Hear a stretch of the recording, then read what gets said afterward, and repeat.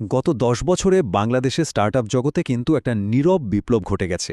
আর এই পরিবর্তনটা শুধু টেকনোলজি বা ইনভেস্টমেন্ট নিয়ে নয়, এটা হলো উদ্যোক্তারা এখন কিভাবে কাজ করছেন, কিভাবে থাকছেন, আর কিভাবে তাদের স্বপ্নগুলোকে বাস্তবে রূপ দিচ্ছেন, তার একটা মৌলিক পরিবর্তন।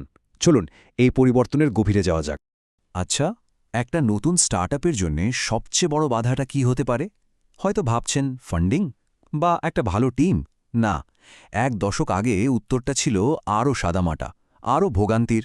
আর সেটা হলো অফিস আর থাকার জায়গা। চলুন দেখি কেন এটা এত বড় একটা সমস্যা ছিল। চলুন একটু টাইম ট্র্যাভেল করে ২০১৬তে ফিরে যাই। তখন বাংলাদেশে একটা স্টার্টআপ দাঁড় করানো মানে শুধু আইডিয়া বা টাকা নিয়েই লড়াই না, বরং পুরো সিস্টেমের সাথেই একটা যুদ্ধ করা। শুধু একবার ছবিটা ভাবুন তো, আপনার অফিস ঢাকায়, কিন্তু বাসা শহরের আরেক মাথায়। রোজ ঘন্টার পর ঘন্টা জ্যাম ঠেলে অফিসে যাচ্ছেন, আর গিয়ে দেখছেন একটা খালি আনফার্নিশড ঘর। দিন শেষে ক্লান্ত হয়ে বাড়ি ফিরে স্টার্টআপ নিয়ে নতুন করে ভাবার মতো এনার্জি বা সময় কোনটা থাকত? আর এই চ্যালেঞ্জগুলো কিন্তু কোনো ছোটখাটো ব্যাপার ছিল না। দেখুন, একজন উদ্যোক্তার সবচেয়ে দামি দুটো জিনিস কি? সময় আর টাকা। অথচ সেই সময় আর টাকার সিংহভাগই চলে যাচ্ছিল অফিস আর বাসা গোছানোর মতো কাজে। এটা অনেকটা দৌড় শুরুর আগেই পায়ে ভারী পাথর বেঁধে দেওয়ার মতো, তাই না? মজার ব্যাপার কি জানেন? এর সমাধান কিন্তু তখনও ছিল ওই যে ফার্নিশড বাসা আর অফিস। কিন্তু সমস্যাটা হলো ওগুলো ছিল মূলত এক্সপ্যাট্রিয়েট বা বিদেশিদের জন্য একটা লাক্সারি আইটেম। আমাদের দেশের উদ্যোক্তাদের জন্য ওটা ছিল একরকম আকাশকুসুম কল্পনা। মানে যাদের এই সুবিধাটা সবচেয়ে বেশি দরকার ছিল, তারাই এটা পাচ্ছিল না। কিন্তু এখন ছবিটা পুরোটাই পাল্টে যাচ্ছে। তো চলুন বর্তমানে ফিরে আসি। এই এক দশকে শুধু টেকনোলজি বদলায়নি, বদলে গেছে উদ্যোক্তাদের মাইন্ডসেটও। এখনকার জেনারেশন চায় ফোকাস থাকতে, মূল কাজে মন দিতে।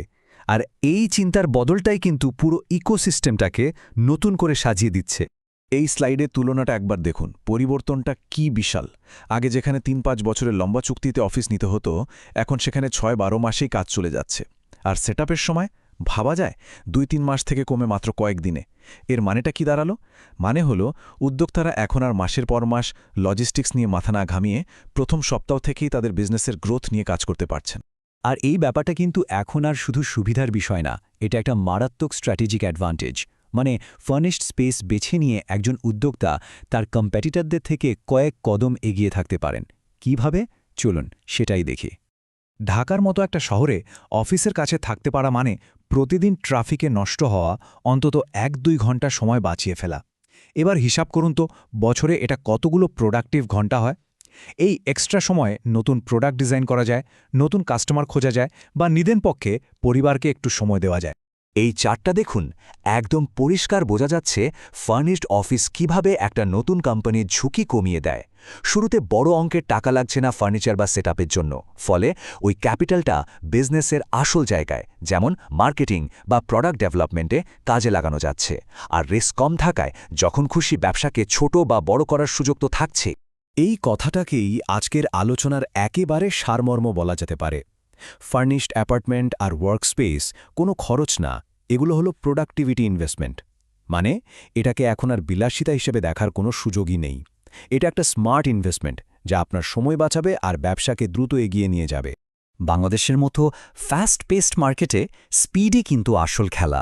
তাই এখনকার উদ্যোক্তারা প্লাগ অ্যান্ড প্লে সলিউশন চান। মানে এমন একটা সিস্টেম যেখানে ল্যাপটপ নিয়ে এলেই হলো, প্রথম দিন থেকে কাজ শুরু। সবকিছুর মালিক হওয়ার চেয়ে দ্রুত কাজ শুরু করতে পারাটাই এখন অনেক বেশি জরুরি।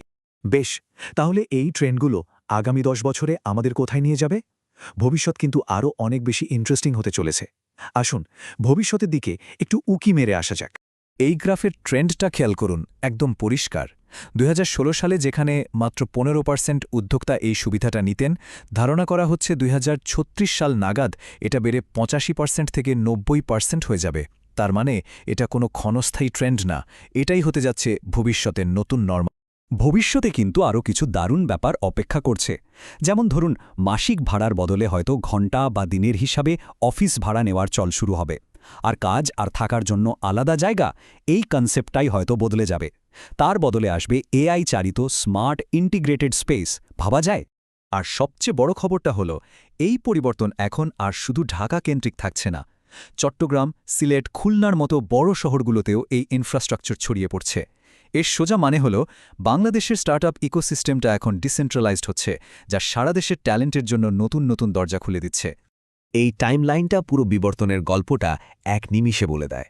দেখেন, 2016 সালে উদ্যোক্তাদের মূল ফোকাস ছিল স্টেবিলিটি বা স্থিতিশীলতা। 2026-এ এসে খেলাটা বদলে হয়েছে ফ্লেক্সিবিলিটি আর স্পিডের। আর ভবিষ্যতে পুরো খেলাটাই হবে মোবিলিটি আর ইন্টিগ্রেশনের ওপর ভিত্তি করে। তাহলে সব আলোচনা শেষে আমরা এই সিদ্ধান্তে আসতে পারি, ফার্নিশড স্পেস এখন আর কোনো অপশনাল সুবিধা না, এটা নতুন প্রজন্মের ব্যবসার জন্য একটা অপরিহার্য অবকাঠামো।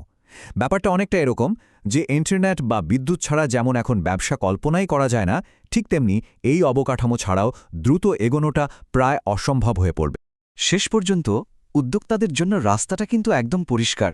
একদিকে আছে ফ্লেক্সিবিলিটি, যা আপনার ব্যবসার গতিকে রকেটের মতো বাড়িয়ে দেবে, আর অন্যদিকে আছে পুরনো দিনের ফ্রিকশন বা বাধা, যা আপনার মূল্যবান সময় আর শক্তি দুটোই শুষে নেবে।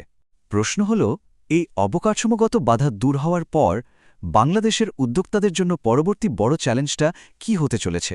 এটা কিন্তু ভাবার মতো একটা বিষয়।